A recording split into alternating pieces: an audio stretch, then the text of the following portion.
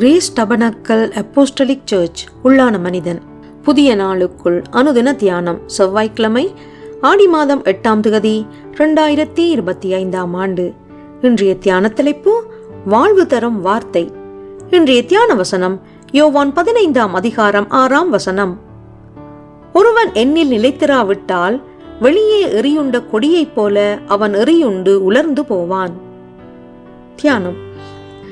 தேவனாகிய கர்த்தர் தாமே தம்முடையவர்களை என் ஜனங்கள், மேய்ச்சலின் ஆடுகள், பிள்ளைகள், சீஷர்கள், போர்ச்செவகன், ஊழியன் என்று பலவிதமாக அழைத்திருக்கின்றார். சமுதாய அளவுகோலின்படி உயர்ந்தவன், தாழ்ந்தவன், ஏழை, பணக்காரன் என்ற பாகுபாடுகள் இல்லாமல் ஜனங்கள் ராஜா சொல்வதை கேட்பார்கள். மந்தையானது தன் ஆயன் நடத்தும் இடத்திற்கு செல்லும். பிள்ளைகள் தங்கள் தகப்பனானவரின் சொல்லை கேட்பார்கள். சீஷர்கள் தங்கள் குருவுக்கு பின் செல்வார்கள். ஊழியன் தன் எஜமானன் விரும்பியதை செய்வான். திருடன் திருடவும் கொல்லவும் அழிக்கவும் வருகிறானே அன்றி வேறொன்றுக்கும் வரான் என்பதிலே மேய்ப்பனாகிய இயேசு தாமே தன்னுடையவர்கள் அவனுடைய தந்திரமான வஞ்சகத்திற்கு தப்பித்துக் கொள்ளும்படிக்கு தன்னிலே தங்கி வாழும்படிக்கு ஆலோசனை கூறுகின்றார். கிழமைக்கு வருடத்திற்கு 2 முறைகள் அல்ல, ஒரு தடவை அல்ல, திருமண நாள், மரண வீட்டில் மாத்திரமல்ல, அனுதினமும் வார்த்தையிலே நிலைத்திருக்கும்படி கூறுகின்றார். நான் மெய்யான திராட்சை செடி, என் பிதா திராட்சை தோட்டக்காரர். என்னில் கனி கொடாதிருக்கிற கொடி எதுவோ அதை அவர் அறுத்து போடுகிறார். கனி கொடுக்கிற கொடி எதுவோ அது அதிக கனிகளை கொடுக்கும்படி அதை சுத்தம் பண்ணுகிறார். நான் உங்களுக்கு சொன்ன உபதேசத்தினாலே நீங்கள் இப்பொழுதே சுத்தமாயிருக்கிறீர்கள். என்னில் நிலைத்திருங்கள், நானும் உங்களில் நிலைத்திருப்பேன்.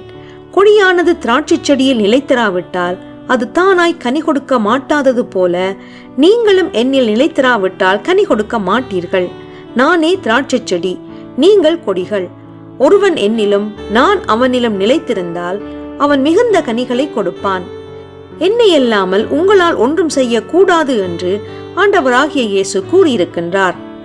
இது அவருடைய நலனுக்காக அல்ல. அவர் எப்போதும் சம்பூர்ணராகவே இருக்கின்றார்.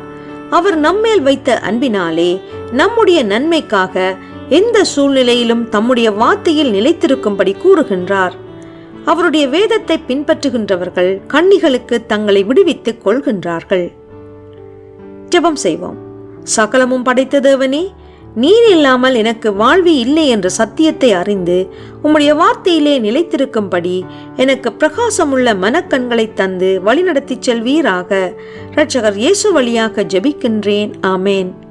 மாலை வாசகம். சங்கீதம் 91ஆம் அதிகாரம் 3ஆம் வசனம்.